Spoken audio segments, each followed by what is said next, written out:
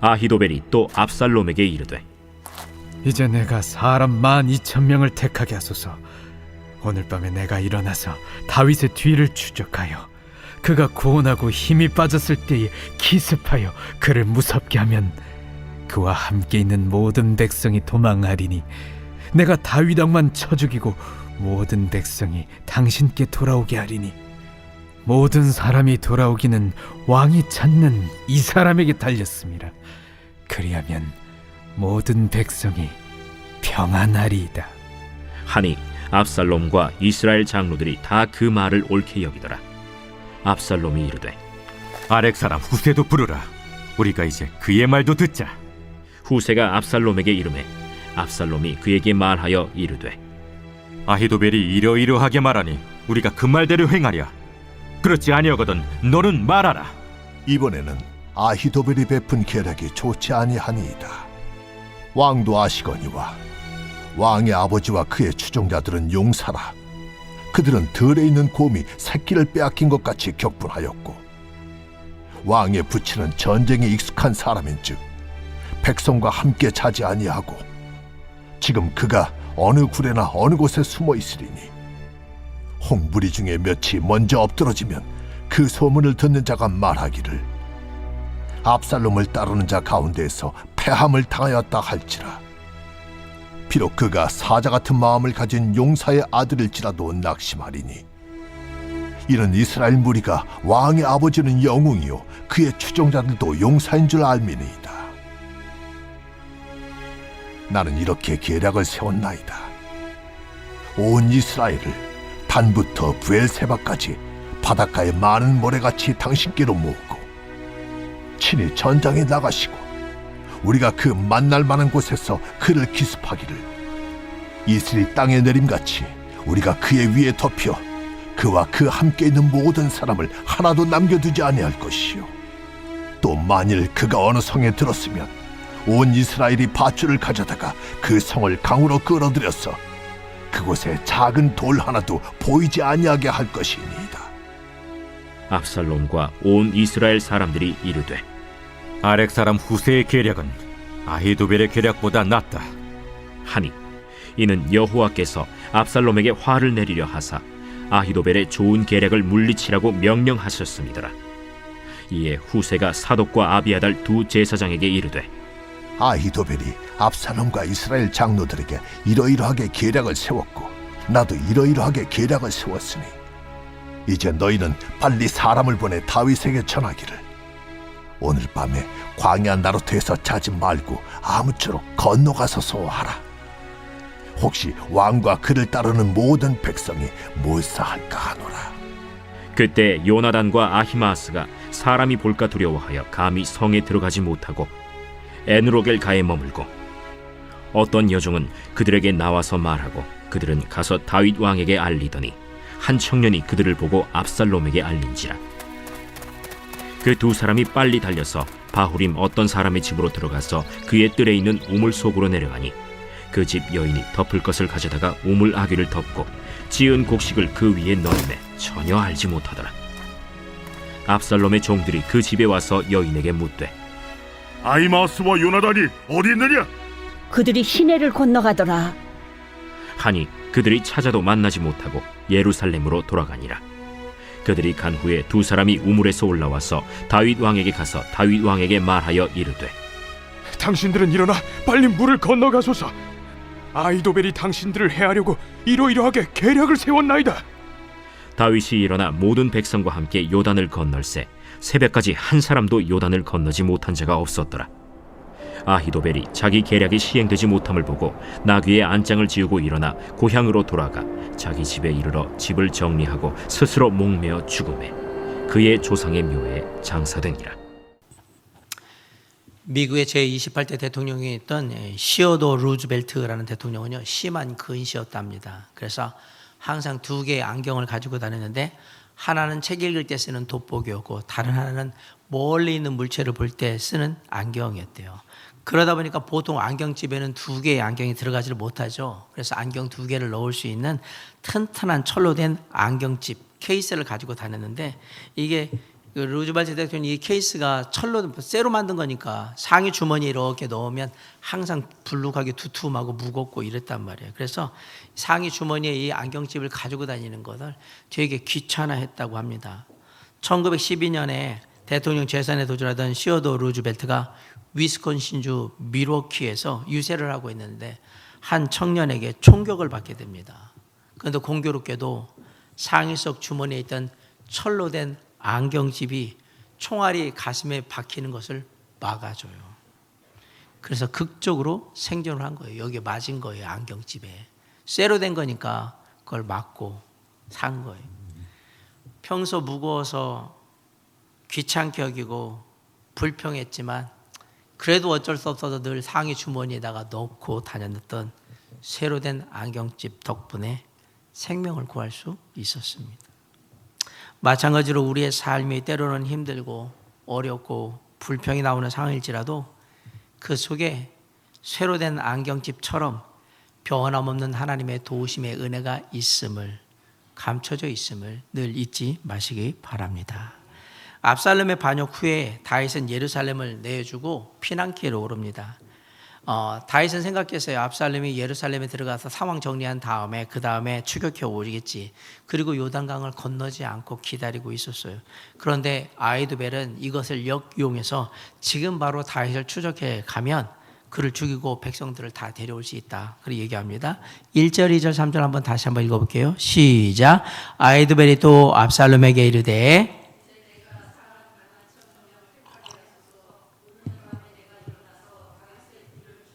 2절.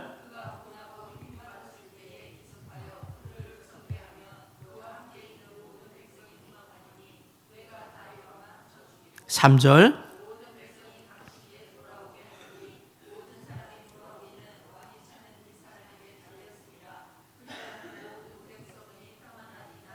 네, 이 계략은 누가 봐도 탁월한 전략이었어요. 급하게 피난 중인 다윗의 군사들은 2,000명도 안 되는 상황이었고요. 그러면 이 안 되는 그 상황에서 6배나 넘는 12,000명의 군사를 데리고 간다 그러면 다윗의 군사들을 물리칠 수 있었기 때문입니다. 아울러 아히도벨은 공격이 올 거라고 전혀 예상하지 못하는 밤에 다윗의 군사들을 기습해서 공격하자고 제안을 합니다.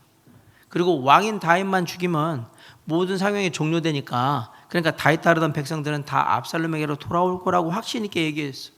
이거보다 더 좋을 계략은 없어요. 정말 좋은 계략이에요. 이 계략대로만 된다면 다윗은 가장 위험한 상황에 빠지게 됩니다. 압살롬의 아히도벨의 계략대로만 움직이면 모든 게 끝나는 겁니다. 그런데 전혀 예상하지 못한 곳에서 다윗이 도움을 받게 돼요. 다른 게 아니라 압살롬의 마음이 바뀐 거예요. 압살롬은 아히도벨의 계략이 좋겠다라고 생각을 했어요. 그런데 뭐라 그러면 후세의 말도 들어보자라고 해서 바로 계략을 실행하지 않습니다. 5절에 한번 봅시다. 시작. 압살롬이 이르되 무슨 생각인지는 모르겠지만 압살롬이 모든 사람들이 아히도벨의 계략이 참 좋습니다라고 찬성하는 순간에 다윗의 친구인 아렉 사람 후세의 말도 들어보고 싶은 마음이 생긴 겁니다. 압살롬이 생각했죠. 하나보다는 둘의 계략이 훨씬 더 좋을 거라는 생각이 있을지도 모르겠어요.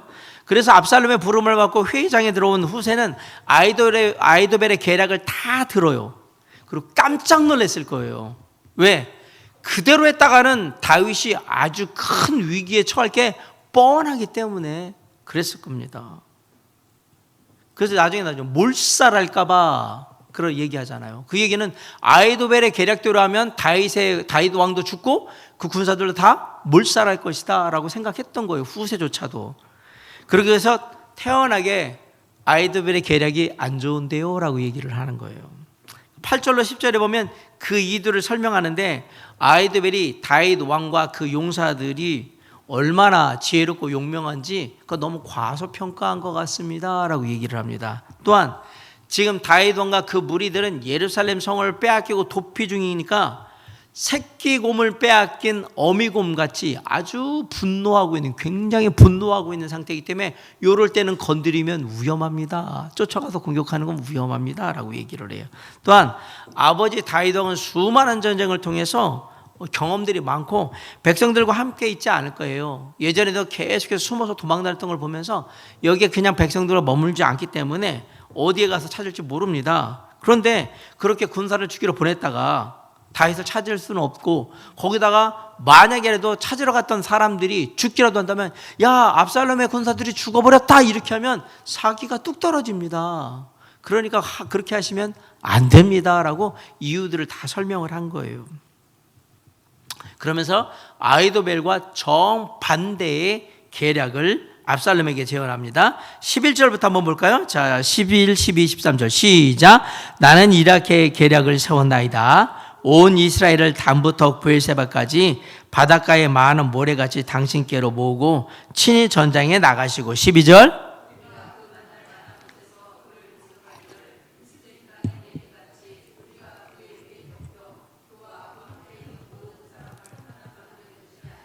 13절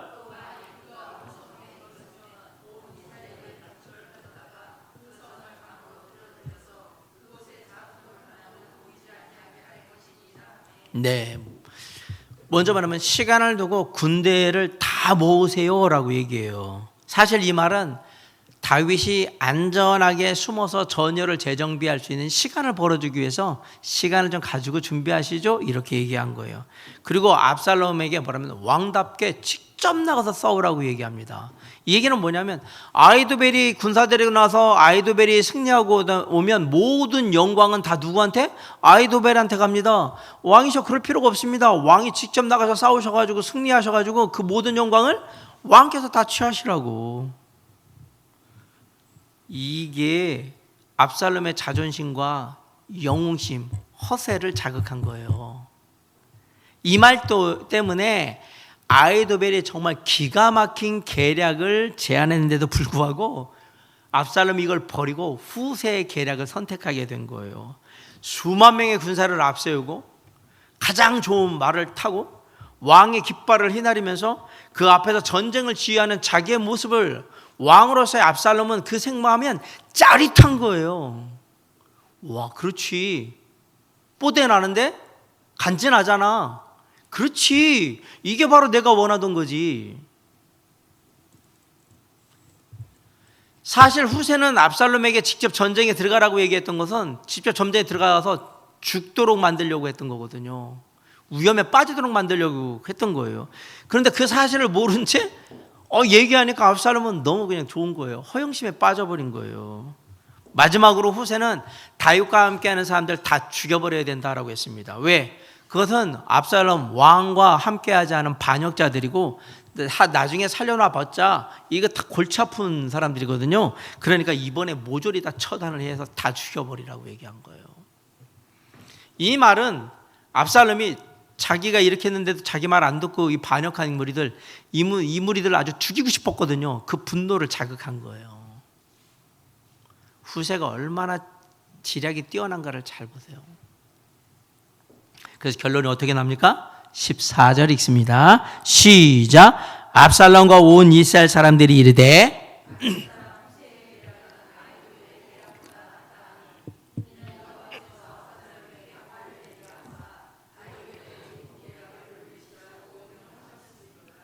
여기서 여호와께서 명령하십니다라는 말은 하나님께서 아히도벨의 좋은 계략을 좌절시키기로 작정하셨더라 이 얘기예요. 그래서 후세에게 그러한 마음을 준 거예요. 이렇게 하라고.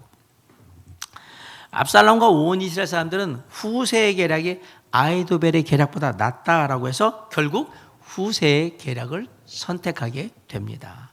하나님은 다윗이 15장 31절에서 뭐라고 기도하냐면 여호와여 원하옵건대 아히도벨의 모략을 어렵게 하옵소서라고 기도했던 것을 응답하신 거예요.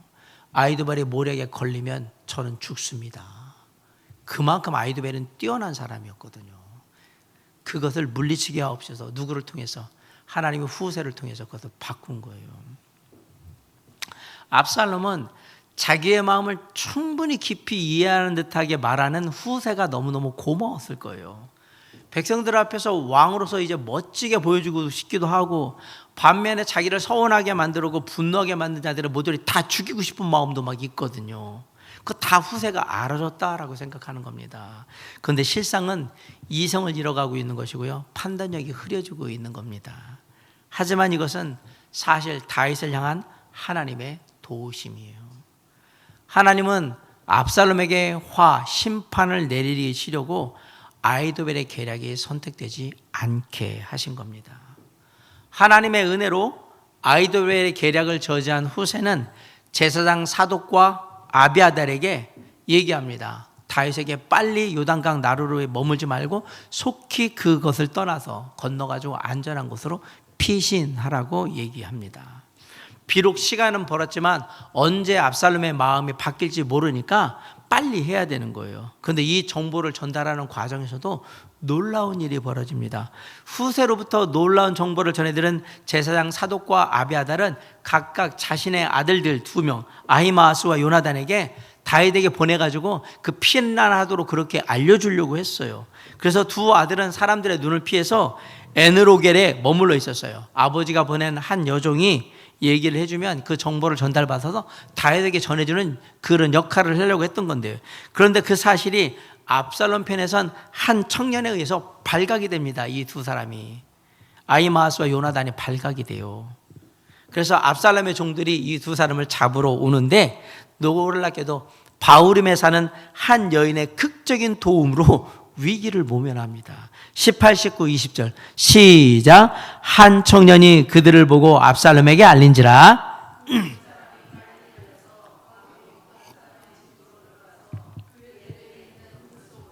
19절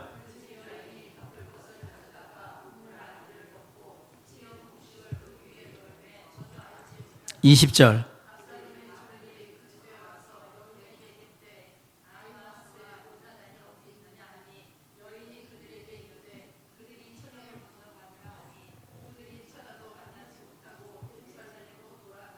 네, 그렇습니다. 아시다시피 바울임은요 16장에서 베냐민 사람 시므이가 다윗 왕을 저주했던 곳이에요. 다시 말해서 사울이라는 사람의 영향력이 아직도 강하게 남아있는 곳이에요. 그래서 걸린 거예요. 그런데 그런 곳에서 놀랍게도 다윗 왕을 돕는 손길이 있었던 거예요. 전적으로 하나님의 도우심인 것을 믿습니다. 위기를 모면한 2 사람은 다윗 왕에게 가서 모든 상황을 얘기합니다. 요단강 나루터에서 아무것도 모르고 쉬고 있었던 다윗은 지친 몸을 쉬고 있었거든요. 그 2 사람이 전한 소식을 듣고요 깜짝 놀라고 두려워했을 거예요. 그거대로 했으면 진짜 죽는 거였거든요. 그래도 임박한 위험을 피하게 하신 하나님의 도우심으로 그 일행들과 함께 밤중에 일어나서 안전하게 요단강을 건너서 피신을 하게 됩니다. 21, 22절 한번 봅시다. 시작. 그들이 간 후에 2 사람이 우물에서 올라와서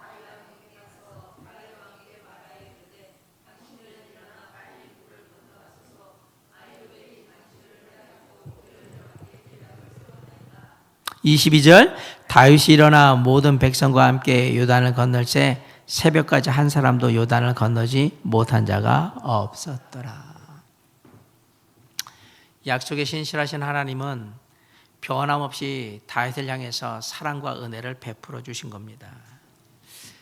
우리가 잘 아는 한국 전쟁 때 인천 상륙작전을 성공적으로 이끌었던 더글러스 맥어더 장군이 제2차 세계대전 때 필리핀을 주둔하고 있다가 일본군에게 밀려가지고 부득이 필리핀을 떠나서 호주로 철수할 때가 있었어요.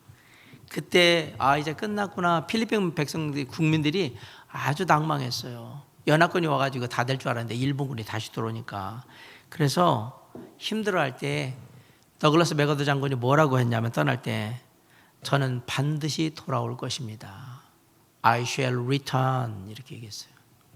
그리고 2년 7개월이 지난 1944년 10월 20일 맥어더 장군이 필리핀의 레이테라는 섬에 상륙하면서 자신이 한 약속을 지켰는데, 그때 상륙을 기념해서 사람들 앞에 연설을 하게 될 때 제일 처음에 한 말이 뭐냐? 제가 돌아왔습니다. I have returned. 그랬어요. 저는 약속했고 약속대로 돌아왔습니다. 한 인간도 자신의 명예를 위해서 그 약속을 지키는데, 우리의 구원자이시자 우리의 주관자이신 하나님이 우리에게 한 약속을 어찌 안 지키시겠습니까? 하나님은 이전에 다윗과 영원한 약속을 맺습니다. 사무엘하 7장 16절에 네 집과 네 나라가 내 앞에서 영원히 보존되고 네 왕위가 영원히 견고하리라. 다윗은 왕위에서 내려온다 안 내려온다? 안 내려온다. 약속하셨잖아요. 누가? 하나님이 약속하셨잖아요. 그리고 다윗에게 내가 이새의 아들 다윗을 만나니 내 마음에 맞는 사람이라 내 뜻을 다 이루리라. 내 마음에 맞는 사람이라고 얘기했어요. 그런 다윗에게 하나님의 도우심이 은혜로 부어지는 것은 당연한 겁니다. 그게 하나님의 방식이고 그게 하나님의 역사입니다. 하나님을 사랑하는 자, 그 뜻대로 부르심을 입은 자들에게는 모든 것이 합력하여 선을 이룰 줄 믿습니다. 여러분, 승승장구하던 압살롬이 전혀 예상하지 못했던 것이 딱 한 가지 있어요. 바로 모든 위험과 죽음에서 건지신 하나님이 여전히 아버지 다윗과 함께 하신다는 사실을 전혀 생각하지 않은 거예요. 하나님은 압살롬의 전략회의장에서 후세의 입을 통해서 사람들의 생각을 바꾸어 놓습니다. 그리고 그 사실을 전달했던 제사장의 두 아들 절체절명의 위기에 빠졌을 때 한 여인의 그 지혜로운 대처를 통해서 놀랍도록 역사하신 그 모습을 보여주세요. 그리고 다윗이 안전하게 피난할 수 있도록 그렇게 해주셨어요. 더 나아가 후세의 계획을 따라서 압살롬은 나중에 실패와 죽음을 맞게 됩니다.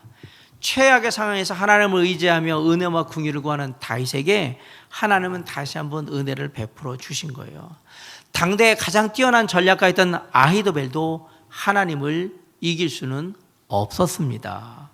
하나님은 사람들의 배후에서 역사하셔서 악인들이 의인을 치려는 계획을 다 파하셨어요. 무너뜨리셨단 말이에요. 반면에 하나님의 사람들에게는 피할 길을 주시고 최악의 상황에서 안전하게 보호해 주셨습니다. 하나님은 다윗이 가는 길 곳곳에 다윗을 돕는 신실한 사람들을 숨겨 놓으셨습니다. 그리고 그들을 통해서 피할 길을 내셨고요. 그리고 도움을 입게 하셨어요. 이런 변함없는 하나님의 도우심의 은혜를 경험한 다윗은 시편 3편 6절에서 이렇게 얘기합니다. 천만인이 나를 애워싸 진친다 하여도 나는 두려워하지 아니하리로다. 다윗을 향한 하나님의 변함없는 도우심과는 대조적으로 아히도벨은 자신의 계략이 채택되지 못한 것을 보고 집으로 돌아가서 신변을 정리하면 그리고 스스로 목숨을 끊는 비극적인 선택을 하게 됩니다. 23절 한번 볼까요? 시작. 아히도벨이 자기 계략이 시행되지 못함을 보고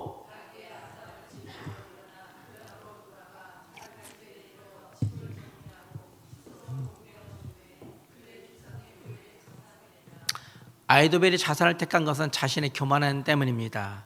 자신의 계략대로 다 될 줄 알았는데, 자신만만했는데 굴러 들어온 후세가 낸 계략이 더 낫다고 무시당하고 압살롬부터 인정받지 못한 거예요.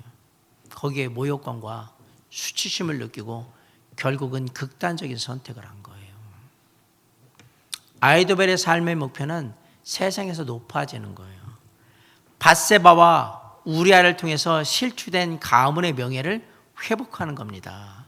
그래서 오랫동안 다윗 왕을 곁에서 도와왔음에도 불구하고 손녀딸 밧세바를 간음하고 손녀 사위 우리아를 죽인 다윗을 떠나서 압살롬 편에 선 거예요. 그 모든 걸 회복하기 위해서.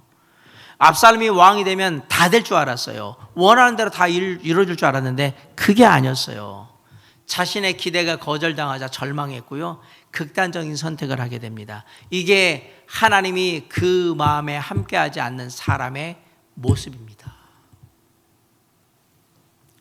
역사에 만약이라는 가정은 없어요. 그런데 한번 가정을 해봅시다. 상황을. 만약 압살롬이 다윗의 친구이자 충신이었던 후세를 믿지 않았다면 어떻게 됐을까요? 만약 압살롬이 아히도벨의 계략을 받아들여서 곧바로 기습 공격을 감행했으면 어떻게 됐을까요? 만약에 사람들이 후세의 계략을 반대했더라면 어떻게 됐을까요? 만약에 아히도벨이 자신의 계략을 끝까지 밀어붙여서 압살롬을 설득했더라면 어떻게 됐을까요?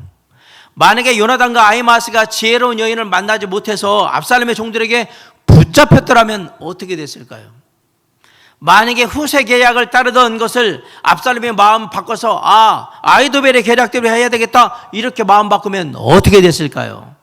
놀라운 것은 이런 만약의 상황이 단 한 번도 발생하지 않았다라는 사실이에요. 왜죠? 하나님이 이 모든 상황 가운데 다 개입하고 계셨기 때문입니다. 이 얘기를 드리는 이유는 우리 인생에는 수많은 만약이라는 상황이 계속해서 벌어지고 있기 때문에 그래요. 만약에 내가 공부를 더 잘했더라면, 만약에 내가 그 친구를 만나지 않았더라면, 혹은 그 친구를 만났더라면, 만약에 내가 내 남편 혹은 내 아내를 만났더라면, 혹은 만나지 않았더라면, 만약에 우리 가정에 우리 아이가 태어나지 않았더라면, 뭐 이런 거. 만약에 내가 다른 직업을 선택을 했더라면, 만약에 그때 그 일을 다른 방법으로 내가 했더라면, 그런 상황들이 무수하게 전개가 될 거예요. 하나의 상황들을 다 가정해 보면 어떤 것은 많이 아쉽고, 어떤 것은 많이 후회가 되고, 어떤 것은 아이고 다행이다라는 생각이 들고, 어떤 건 참 잘했다라는 생각이 들 수도 있습니다. 그런데 성경은 그런 상황보다 더 중요한 게 있다라고 지금 얘기를 하는 겁니다. 오히려 그런 상황 속에서도 늘 도와주시는 변함없는 하나님의 도우심의 은혜를 믿고 기대하라고 우리에게 얘기하는 거예요. 생각해보면 어떤 일이 일어났기 때문에, 혹은 어떤 일이 일어나야 하는데 일어나지 않았기 때문에 지금 우리가 여기 있는 거예요.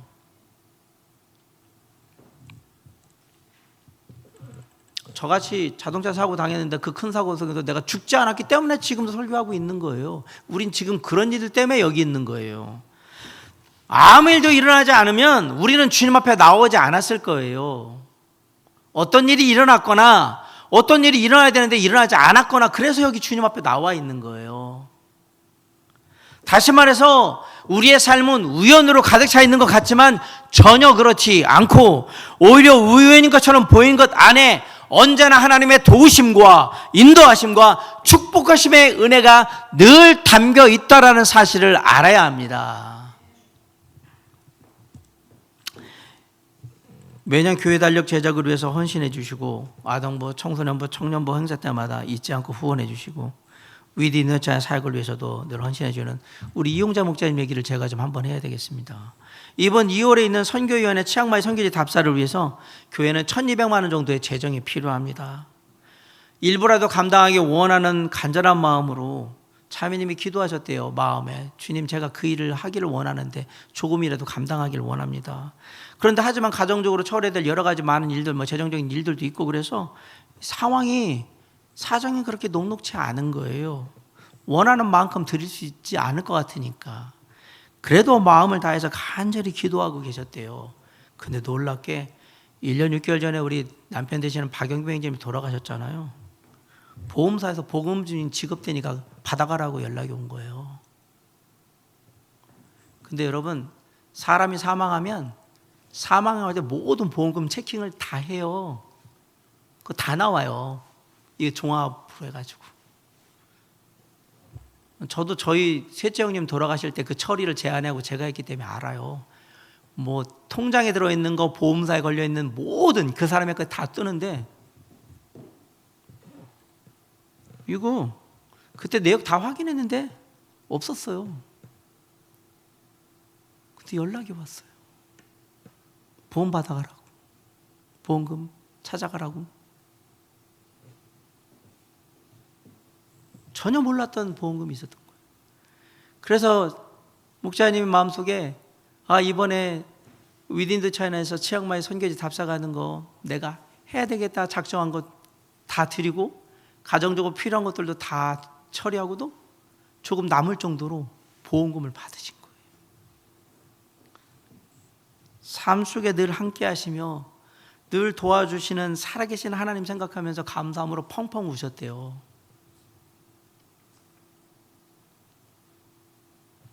이게 바로 우리에게 부어주시는 변함없는 하나님의 도우심의 은혜인 줄 믿습니다. 그런 겁니다. 그래서 하나님을 믿는 사람들은 하나님의 도우심 아래 살고 있는 현재의 삶에 감사할 줄 알아야 하는 겁니다. 그럴 때 비록 삶이 힘들고 괴롭고 어렵고 혼란스러운 상황 가운데 있을지라도 우리는 주님을 믿기에 주님의 도우심을 의지하기에 흔들리지 않고 주님 안에서 견고한 삶을 살 수 있는 겁니다. 다시 한번 말씀드립니다. 언제나 변함없는 하나님의 도우심의 은혜를 믿으시기 바랍니다. 우리 모두가 변함없는 하나님의 도우심의 은혜를 믿는 믿음의 사람들로 날마다 승리하면서 한 걸음 한 걸음 주님 앞에 나아갈 수 있기를, 올 한 해도 그런 놀라운 역사가 있기를 주님의 이름으로 간절히 축원합니다. 기도하시겠습니다.